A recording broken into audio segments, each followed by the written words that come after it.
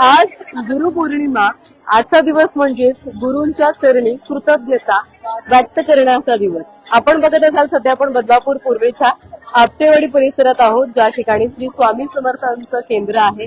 आणि याच केंद्रात, याच मंदिरामध्ये स्वामींचं दर्शन घेण्यासाठी पहाटेपासून स्वामी भक्तांची मोठ्या प्रमाणात गर्दी आहे. आज या परिसरात, या मंदिर भागामध्ये आपण बघत असाल तर छान असा दत्तांचा अवतार आपल्याला पाहायला मिळतोय. चलचित्र काही प्रमाणात आपल्याला पाहायला मिळत आहे. आणि दत्तांचं दर्शन घेण्यासाठी दत्तांचं जे वाहन आहे आपण बघत असाल ते सुद्धा आहे. मागे आपल्याला भक्त मंडळी सुद्धा पाहायला मिळत आहेत. आणि एकंदरीत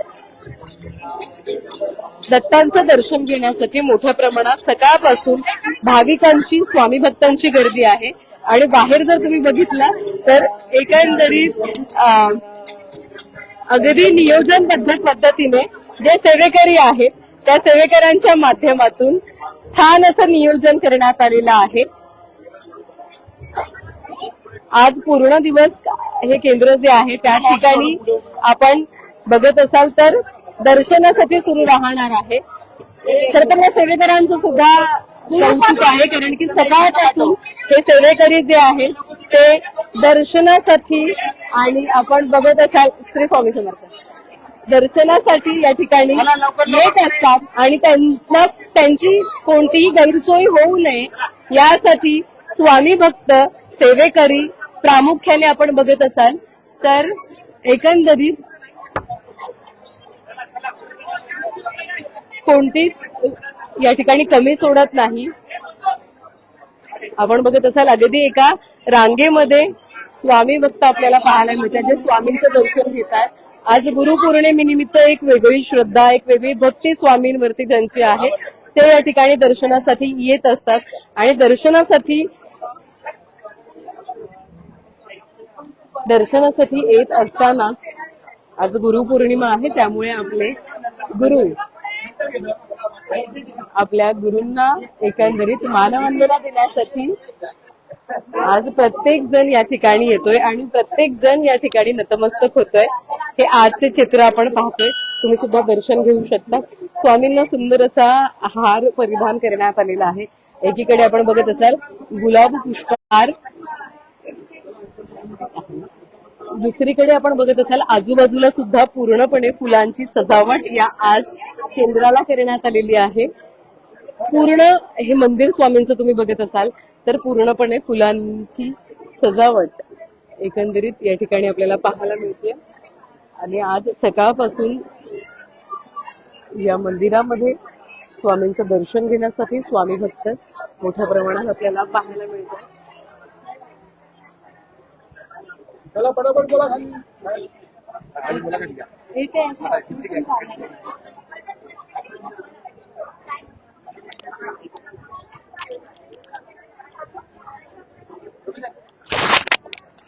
अर्थात आपण अधिक माहिती घेणार आहोत. सकाळपासूनच सेवा या ठिकाणी सुरू आहे. आज सकाळी किती वाजल्यापासून मठ सुरू आहे आणि एकंदरीत कशा पद्धतीने आपले कार्यक्रम पार पडले? आज सकाळी 5 वाजल्यापासून गुरुपौर्णिमेचा कार्यक्रम सुरू आहे.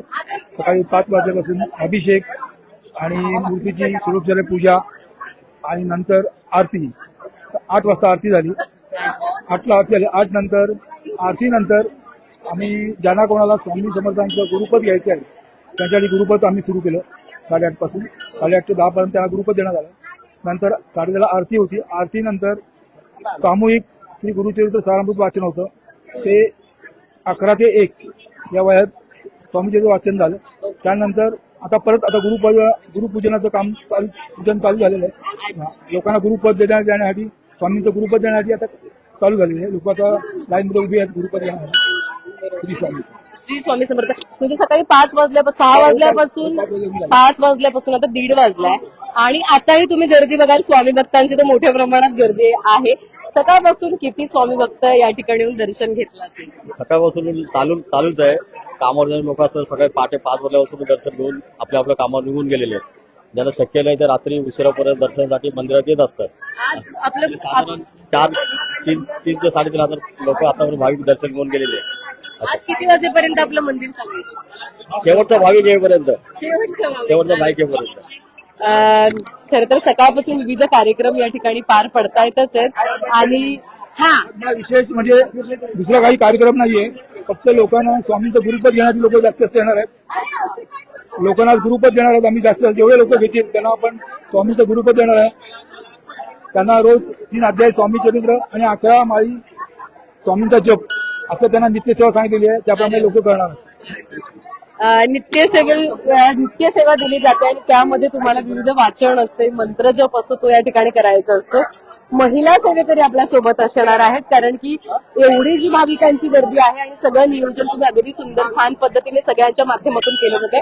आज सुंदर आपल्या मंदिराची सजावट करण्यात आली आहे. काय सांगा? दरवर्षीप्रमाणे यंदाही जवळजवळ आता हे 25वे वर्ष आहे. अनेक असे भाविक आहेत की 25 वर्षापासून ज्यांनी गुरुपद घेतलं आणि आता हे 25वे वर्ष.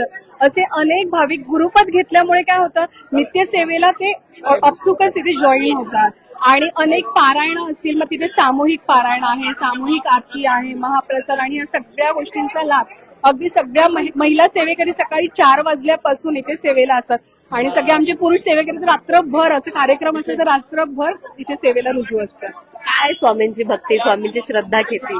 स्वामींची भक्ती म्हणजे स्वामींचे दृष्टांत प्रत्येकाचे वेगवेगळे आहेत आणि आज जो इथे सगळा सेवेकरी भाविक उभा आहे तो फक्त स्वामींमुळेच आहे. अर्थात तर एक प्रत्येकाची एक काही ना काही वेगळी श्रद्धा असते आणि ती श्रद्धा ती मनात भक्ती घेऊन तर या ठिकाणी प्रत्येक जण येत आहे.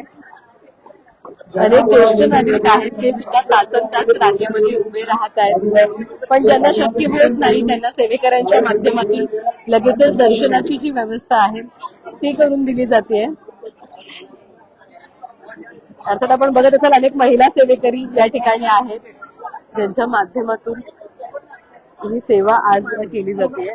आज पूर्ण दिवस जवळपास हे मंदिर जे आहे ते दर्शनासाठी सुरू राहणार आहे, त्यामुळे तुम्हाला सुद्धा स्वामींचं दर्शन घ्यायचं असेल तर बदलापूर पूर्वेच्या आपटेवाडी मंदिरामध्ये तुम्ही येऊ शकता कारण की आज पूर्ण दिवसभर स्वामींचं हे जे मंदिर आहे, केंद्र आहे ते दर्शनासाठी खुलं राहणार आहे. व्हिडिओ जर्नलिस्ट साहिल काळेसर, न्यूज टेक मराठी, बदलापूर.